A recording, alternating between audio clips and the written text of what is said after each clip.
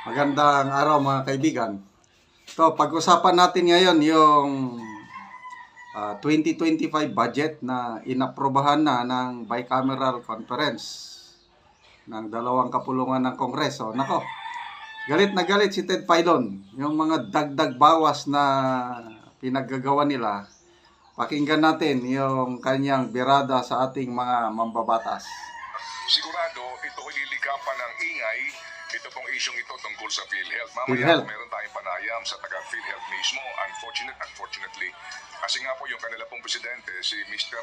Ledesma, ay hindi po nagpapaunlak ng panayam. Mas mainam nga sana kung siya mismo ang ating makapanayam para natin makuha ang kanyang... Okay, ang PhilHealth kasi, zero budget ngayon. Walang subsidy. Dahil daw may reserve fund na 600 billion ang PhilHealth. So maraming bumabatikos dyan.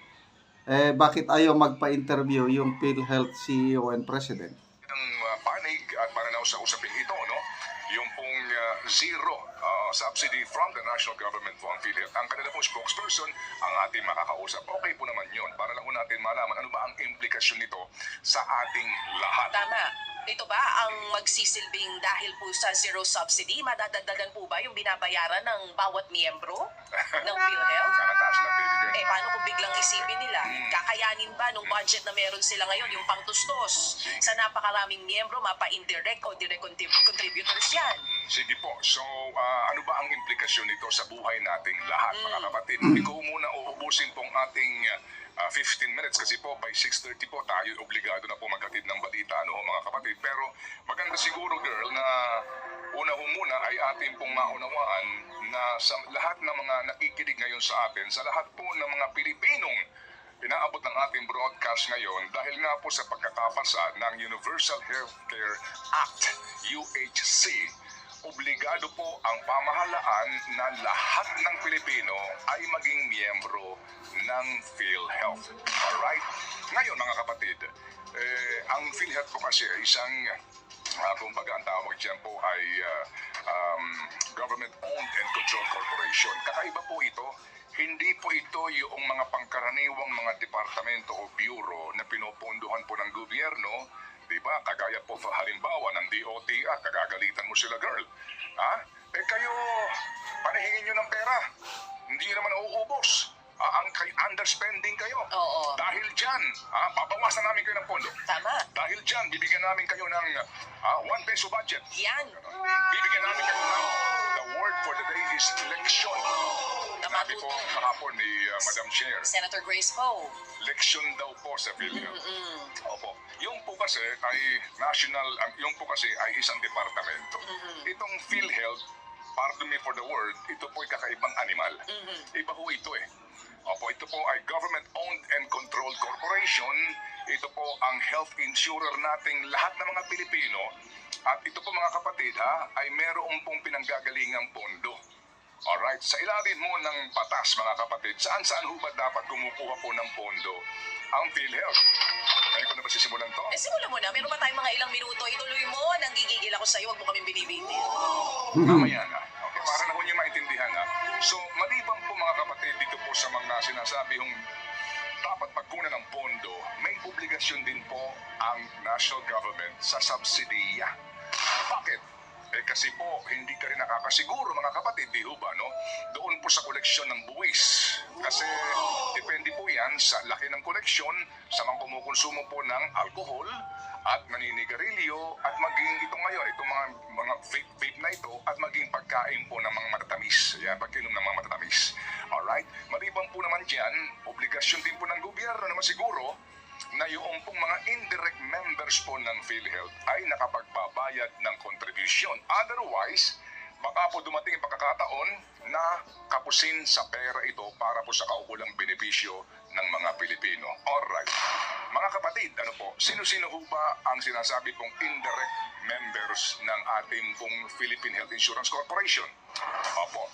Ito po yung mga indigent families identified by the DSWD.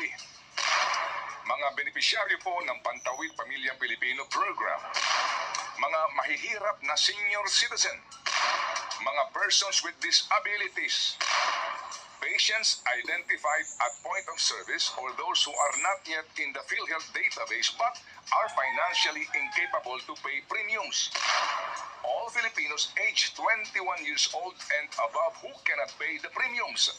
Sangguniang Kabataan Officials, sila po yung sinasabi po na indirect members, indirect contributors. So sino ho ang magbabayad ng kanilang premium contribution? Kasi hindi maaaring wala kang contribution eh. Di ba? Kasi ito'y insurance, di ba? Nagbabayad ka ng premium mo. So, sino nagbabayad yan? Well, opo, yan ay binabayaran ng gobyerno at maging, halimbawa po dito sa batasa, ng PCSO at ng PAGCOR.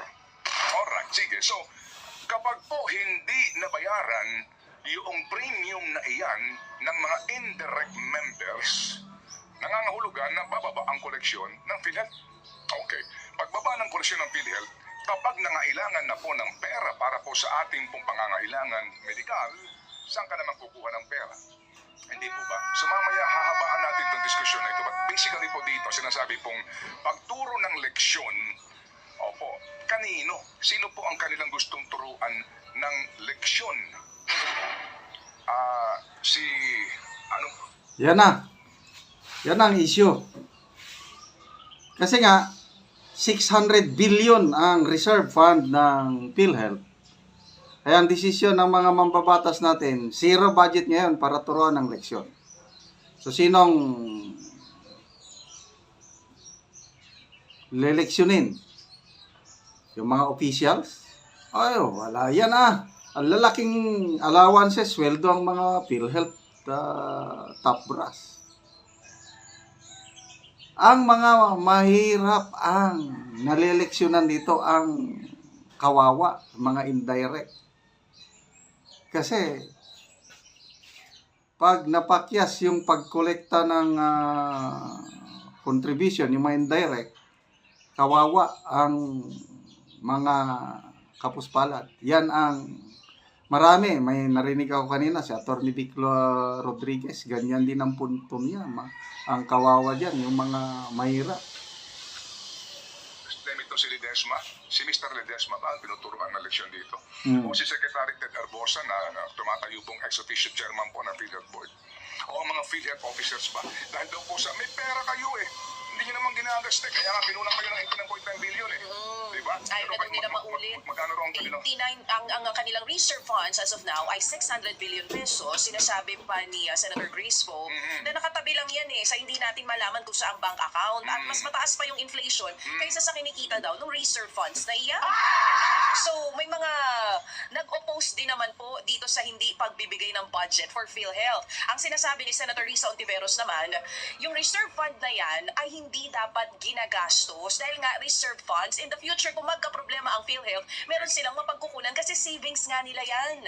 Pero hindi, pinagpipilitan na dahil daw dun sa 89.9 billion pesos na ibinalik nga po sa National Treasury at may umabot pa yung petition sa Supreme Court hanggang sa may remaining na pera na hindi na i-transfer sa National Treasury, ang sinasabi ng butihing senadora na si Senator Grace Poe, kaya ito ang naging desisyon namin. Okay. Zero budget for PhilHealth. Alright, Inihalin tulad niya pa sa mga anak, yung mga government agencies, kasi parang sinasabi niya sa madaling salita, ang mga magulang, pag may mga anak, yung anak daw na kaya namang tustusan ng sarili niya, di ba, hindi na dapat binibigyan pa ng budget, mas bibigyan mo yung anak mo na nangangailangan. Same din with the government Ang agencies. panganay dyan yung DPWH. Aray ko, sigurado. Hindi, mali, hindi panganay. Ang paboritong anak. Sorry po. Favorite child is DPWH.